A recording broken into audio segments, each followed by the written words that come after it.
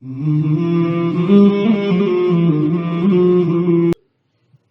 اسلام کا پھیلاؤ تو تبلیغ سے ہوا ہے، اور تبلیغ میں اخلاق کو بنیادی کردار حاصل ہے، یاد رکھیے۔ اور یہ کہا ہے کسی کو زبردستی مسلمان نہیں بنانا، لا اکراہ فی الدین، دین کے مسئلے میں جبر جائز ہی نہیں ہے کہ تم ڈنڈا یا سوٹا لے کر کسی ہندو یا سکھ کے سر پہ کھڑے ہو جاؤ کہ کلمہ پڑھو نہیں تو میں تمہیں مار دوں گا۔ اسلام نے اس چیز کو حرام کر دیا ہے۔ تو اس لیے یہ کہنا کہ جبرن لوگوں کو مسلمان بنایا گیا، یہ تو اللہ کے قانون کے خلاف ہے۔ پارہ نمبر 3 کے دوسرے رکوع میں اللہ نے فرمایا آیت الکرسی سے اگلی آیت میں، لا اکراہ فی الدین، کہ دین کے مسئلے میں تو جبر جائز ہی نہیں ہے کہ تم زبردستی کسی کو مسلمان بناؤ، یہ تو میں نے حرام کر دی ہے۔ اس لیے کافروں کا یہ کہنا کہ زبردستی لوگوں کو اسلام میں داخل کرتے تھے، اس کی تو بنیاد ہی غلط ہے، اس لیے کہ یہ چیز اللہ تعالیٰ نے حرام قرار دے دی ہے۔ اور مسلمانوں کے نبی نے بھی کبھی کسی پر ظلم نہیں کیا اسلام قبول کروانے کے لیے، اور نہ صحابہ کو اس چیز کی اجازت تھی، بلکہ کس حد تک اس مسئلے میں نبی کریم علیہ السلام کی تعلیم تھی۔ ایک مقام پر ایک غیر مسلم جو مسلمانوں سے برسر پیکار تھا، سیف من سیوف اللہ، حضرت خالد بن ولید رضی اللہ عنہ کی گرفت میں آ گیا۔ حضرت خالد بن ولید نے میدان جنگ میں اسے قتل کرنا چاہا، اور وہ کافر تھا، وہ مقابلے میں آیا تھا، وہ اسلام کا حامی نہیں تھا، صراحتاً کافر تھا۔ اور لڑائی کے دوران حضرت خالد بن ولید اس پہ حاوی ہو گئے۔ اب اس نے جب یہ دیکھا یہ تو مجھے مار دے گا، تو اس نے فوری طور پہ کہا اشہد ان لا الہ الا اللہ واشہد ان محمد عبدہ ورسولہ۔ حضرت خالد بن ولید نے یہ سمجھا کہ یہ صرف جان بچانے کے لیے کلمے کا اظہار کر رہا ہے کہ میں اسے چھوڑ دوں، ورنہ یہ تو مقابلے میں آیا ہے تلوار اٹھا کر، یہ تو میری گرفت میں آیا ہے تو کلمہ پڑھ رہا ہے۔ تو انہوں نے یہ سمجھا یہ مجھے دھوکہ دینا چاہ رہا ہے، انہوں نے قتل کر دیا۔ نبی کریم علیہ السلام کے پاس دربار میں پہنچنے کے بعد یہ مسئلہ ڈسکس ہوا۔ آپ صلی اللہ علیہ وسلم نے خالد بن ولید سے پوچھا کیوں قتل کیا ہے؟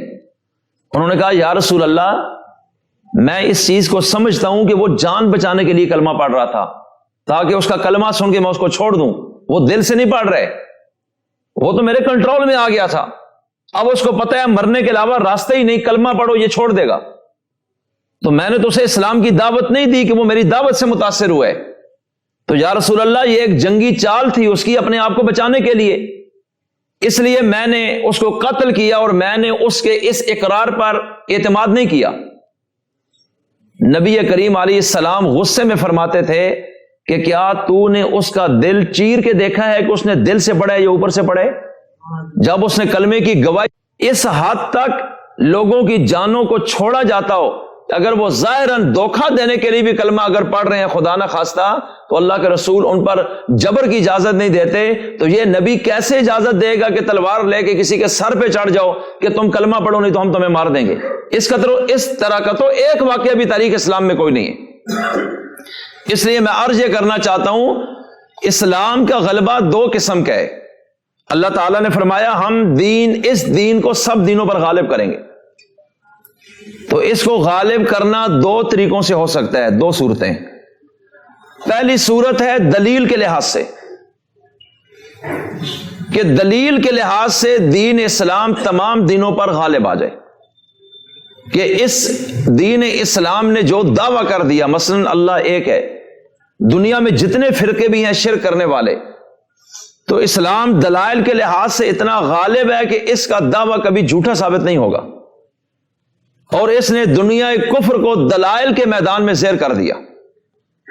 اس دور کے تمام کفار کو بھی چیلنج دیا کہ اس کتاب جیسی کوئی کتاب لاؤ، سارے مل کر لاؤ، ان دلیلوں کو توڑو، سارے عاجز آ گئے، اور اللہ نے فرمایا ان لم تفعلوا ولن تفعلوا، کہ چیلنج دیا ہے دلائل کی دنیا میں مقابلے کا، لیکن آج تک کوئی ان دلائل کو توڑ نہیں سکا، اور ہم یہ چیلنج دے رہے ہیں کبھی بھی کوئی کسی میدان میں کوئی فرقہ یا شخص اور کوئی لیڈر دلائل کی دنیا میں دین اسلام کا مقابلہ نہیں کر سکے گا، ولن تفعلوا، اور ہرگز کبھی کر بھی نہیں سکو گے۔ یہ اللہ تعالیٰ نے قرآن کریم میں فرمایا۔ تو دلائل کے لحاظ سے اس دین کا غلبہ تو اول دن سے آج تک اسی طرح چل رہا ہے اور قیامت تک۔ لیکن دوسرا غلبہ کہ یہ دین معاشرے میں باقی دینوں پر چھا جائے، ملکوں میں اس کی حکومت ہو، عدالتوں میں ہو، بازاروں میں ہو، ایوانوں میں ہو، اور شاہی محلات میں بھی یہی دین، ہر طرف اللہ کا قانون رائج ہو اور دنیا میں یہ دین غالب آ جائے بطور ایک قانون اور حکومت کے، تو یہ غلبہ اللہ تعالیٰ کہتے ہیں ہم یہ غلبہ بھی اس کو دیں گے۔